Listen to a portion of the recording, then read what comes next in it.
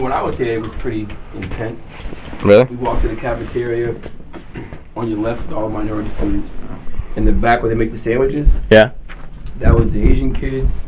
And to the left, far left, was Russian kids. And right where the ladies take the cashiers, that was the South Brookline kids.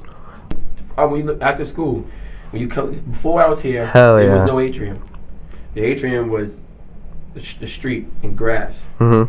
You come outside of the school, you have in the grass area majority white kids. Where the pool is at, they call it the black hole. That's where all the minority kids hung out. They sat near the pool area in the steps. The dean's parking lot was the Russian kids. And that's how it was. It was all split up. That's always been what it is now. Yeah. I don't know why. Don't know what it is, but that's just always. And I have no idea why. When you walk to the cafeteria, it's so broken up like that. I don't know if because those seniors were freshmen when their people were there, and then when they came in, you know what? This is where we hang out. This is where we sit at, and it just carried over all these years. But I'm hoping that one day it all just fixes all up. I think that race is a really, really difficult discussion to have.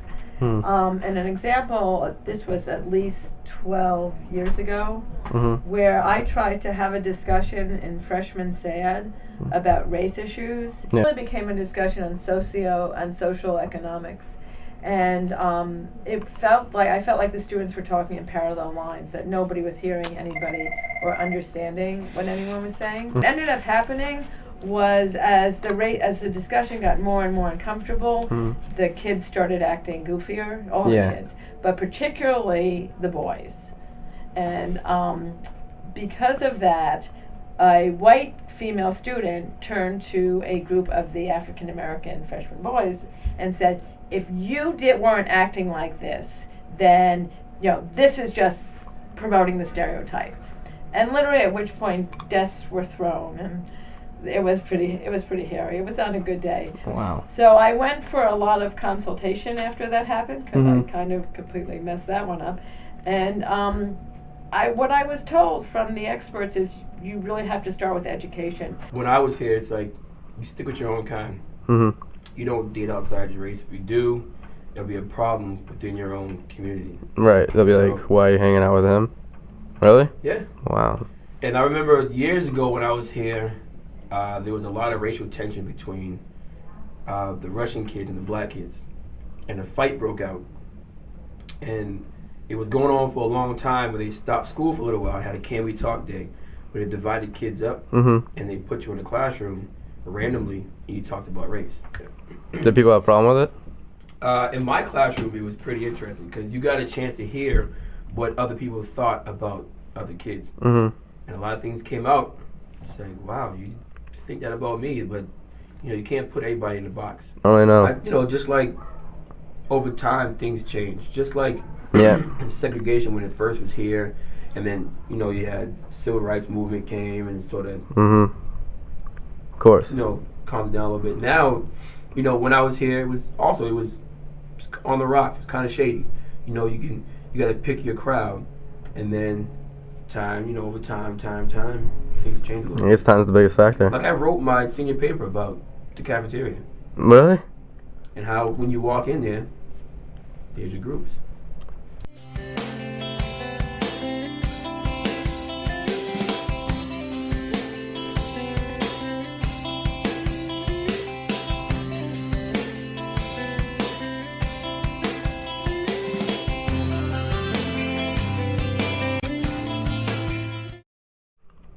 I talk to a lot of minority students here. Of course. And they talk about how in their honor classes, they're the only African Americans in the class. Right.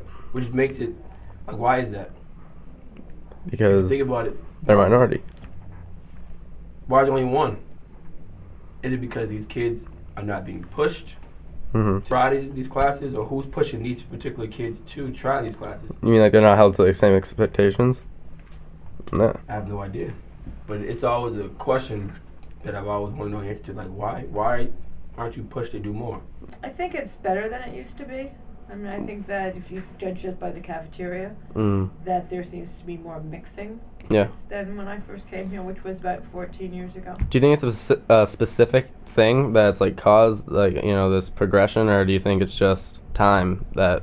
Just time. Actually, the school has done a lot. Like what?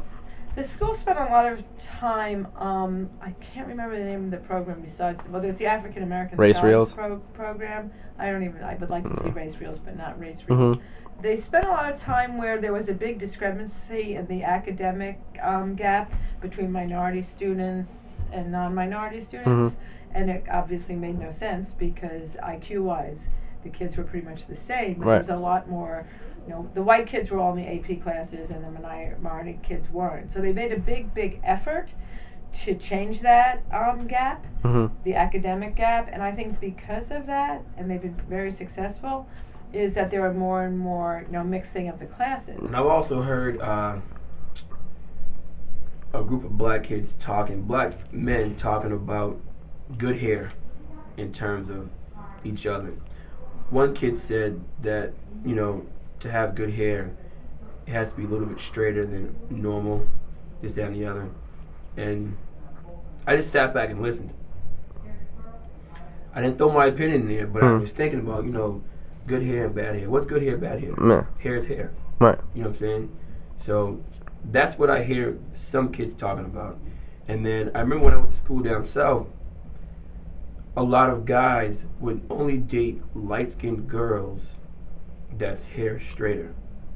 So in the black community, I guess it's if you're closer to the white race in terms of how straight your hair is or how the color of your skin is, you consider good hair.